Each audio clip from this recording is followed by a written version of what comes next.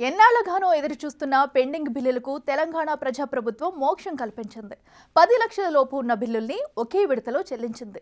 అటు Telangana rising vision బోర్డుకు ముందడుగు, దివ్యాంగుల వివాహానికి ప్రోత్సాహం, నల్లమల డిక్లరేషన్లో భాగంగా ఇందిరా సౌరగిరి జల వికాసం పథకానికి శ్రీకారం చుట్టడం ఇలాంటి కీ అప్డేట్స్ ఈ వారం జరిగాయి. ఆ డీటెయిల్స్ ఇప్పుడు చూద్దాం.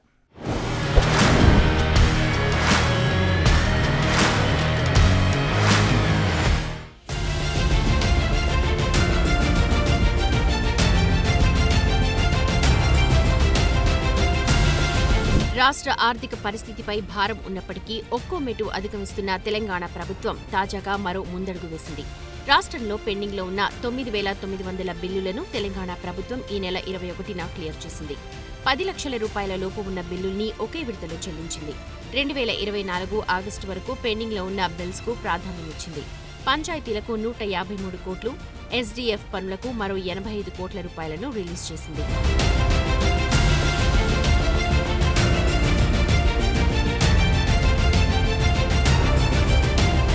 రాష్ట్ర అభివృద్ధిని, ఆదాయాన్ని పెంచే మార్గాలను అన్వేషించేందుకు వివిధ రంగాల్లో అభివృద్ధి ప్రణాళికల రూపకల్పనకు తెలంగాణ రైజింగ్ విజన్ బోర్డుని ఏర్పాటు చేయాలని సర్కార్ డిసైడ్ అయింది.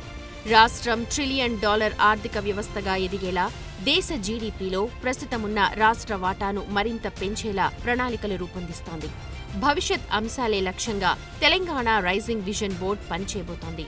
2023 నుంచి ఇప్పటి వరకు రాష్ట్రానికి పలు దేశాల నుంచి 3 లక్షల కోట్ల పెట్టుబడులు రాగా సుమారు 1,00,000 ఉద్యోగాల కల్పనకు అవకాశం ఏర్పడింది. ఈ క్రమంలో రాష్ట్ర ఆర్థిక వృద్ధి, ఆదాయాన్ని పెంచేందుకు ఉన్న మార్గాలు, ఆర్థిక క్రమశిక్షణ, పట్టణాభివృద్ధి, నైపుణ్యాభివృద్ధి, ఉపాధి అవకాశాల సృష్టి వంటి విషయాలపై మేధావులు, ప్రముఖులతో సీఎం రేవంత్ భేటీ అవుతూ వస్తున్నారు.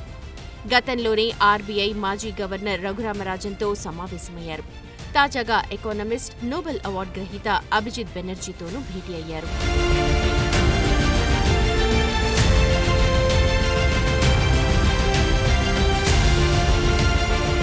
సమాజంలోని ప్రతి వర్గానికి మేలు చేసే లక్ష్యంతో పనిచేస్తున్న ప్రభుత్వం తాజాగా దివ్యాంగులకు శుభవార్త అందించింది.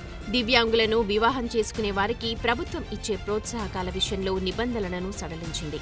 ఇప్పటి వరకు వివాహం చేసుకున్న జంటలో ఒకరు దివ్యాంగులుంటేనే ప్రభుత్వం 1,00,000 ఆర్థిక సహాయాన్ని వివాహ ప్రోత్సాహక పథకం కింద అందించేది. అయితే 2 దివ్యాంగులు పెళ్లి చేసుకుంటే ఈ పథకం వర్తించేది కాదు. కానీ ఇక నుంచి 2 దివ్యాంగులు వివాహం చేసుకున్నా ఈ ప్రోత్సాహకం వర్తిస్తుందని ప్రభుత్వం స్పష్టం చేసింది. స్త్రీ శిశు సంక్షేమ శాఖ సెక్రటరీ అనితా రామచంద్రన్ జీవో 7ని జారీ చేశారు.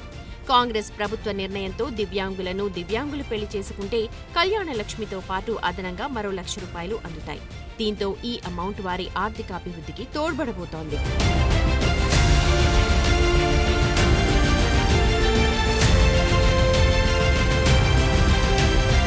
చెన్నైలోని రష్యా కాన్సుల్ జనరల్ వలరీ కుజ్గౌ ముఖ్యమంత్రి రేవంత్ను ఈ నెల 20న మర్యాదపూర్వకంగా కలిశారు. జూబ్లీహిల్స్లోని సీఎం నివాసంలో జరిగిన ఈ భేటీలో హైదరాబాద్ ప్రాంతీయ పాస్పోర్ట్ అధికారి జొన్నలగడ్డ స్నేహజతో పాటు ఇతర అధికారులు పాల్గొన్నారు. ఈ సందర్భంగా కీలక అంశాలు చర్చకొచ్చాయి.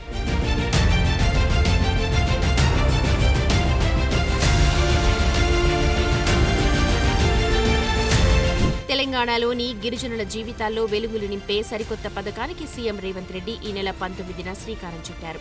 రాష్ట్రంలోని 2,60,735 మంది గిరిజన రైతులకు 6.69 లక్షల ఎకరాలకు భూ యాజమాన్యపు హక్కులు కల్పించే ఇందిరా సౌర గిరిజల వికాస పథకానికి సంబంధించి నల్లమల డిక్లరేషన్ను సీఎం రేవంత్ ఆవిష్కరించారు. నాగర్ కర్నూల్ జిల్లా ఆమ్రాబాద్ మండలం మాచారం గ్రామంలో ఈ పథకాన్ని లాంఛనంగా ప్రారంభించారు. నియోజకవర్గంలో వచ్చే 100 రోజుల్లో రైతులందరికీ సోలార్ విద్యుత్ పంప్సెట్లను అమర్చాలన్నారు. ఉత్పత్తి చేసే సోలార్ పవర్ను వ్యవసాయానికి, గృహ అవసరాలకు వినియోగించగా మిగులు విద్యుత్ను ప్రభుత్వ గ్రిడ్కు లింక్ చేసేలా ప్యానెల్స్ ఏర్పాటు చేయాలన్నారు. దీంతో రైతులకు మరింత ఆదాయం సమకూరనుంది. తెలంగాణను దేశానికే ఆదర్శంగా నంబర్ 1 రాష్ట్రంగా తీర్చిదిద్దుతామని 17 నెలల్లో నిరూపించామని, అయితే ఇది సరిపోదని ఇంకా ఎంతో ముందుకు వెళ్లాలన్నారు. ప్రజలందరూ ప్రభుత్వాన్ని ఆశీర్వదించాలన్నారు. ప్రతి రైతుకు సోలార్ పంప్ సెట్ ఇవ్వడం ద్వారా కరెంటు అవసరం లేకుండా స్వయంగా ఆదాయాన్ని పెంచుకోవడానికి అచ్చంపేటలో చేసిన తరహాలో తెలంగాణ రాష్ట్రంలో చేయడానికి ప్రణాళికలు రూపొందిస్తున్నామన్నారు. అటు నల్లమల ప్రాంతాన్ని అభివృద్ధి చేయడానికి ప్రత్యేక ప్రణాళికలు రచించాలని ప్రభుత్వం అవసరమైన నిధులు విడుదల చేస్తుందన్నారు. 6,70,000 ఎకరాలలో నల్లమల డిక్లరేషన్ లో భాగంగా సోలార్ పంపు సెట్లు ఇచ్చి మీ పంటలు పండే విధంగా, మీరు తోటలు పెట్టుకునే విధంగా, మీరు ఆత్మగౌరవంతో బ్రతికే విధంగా మీ భూమి మీద మీకు హక్కు ఇవ్వడమే కాదు, మీ భూమిలో విద్యుత్ ఉత్పత్తి చేసి మీకు మీరే యజమానులుగా బాగుపడే విధంగా ఈ నల్లమల డిక్లరేషన్ లో తీసుకున్న నిర్ణయాన్ని అమలు చేసి చూపిస్తామని చెప్పి నేను ఈ సందర్భంగా తెలియజేస్తున్నా. నేను గ్రామాల నుంచి వచ్చిన కాబట్టి పేదవాళ్ళ కష్టాలు నాకు తెలుసు, నల్లమలను అభివృద్ధి పదం వైపు నడిపించే విధానం నాకు తెలుసు. సీఎం రేవంత్ నెల 19న తన స్వగ్రామం కొండారెడ్డిపల్లిలో శ్రీ ఆంజనేయ స్వామి వారిని దర్శించుకున్నారు. ఆలయంలో కుటుంబ సమేతంగా స్వామివారికి పట్టు వస్త్రాలు సమర్పించి ప్రత్యేక పూజలు నిర్వహించారు. రాష్ట్రంలో సకాలంలో సమృద్ధిగా వర్షాలు కురిసి రైతులు సుభిక్షంగా ఉండాలని ప్రార్థించారు. ముఖ్యమంత్రి రావడంతో గ్రామస్తులు, అభిమానులు దారి పొడవునా నిలబడి ఘన స్వాగతం పలికారు.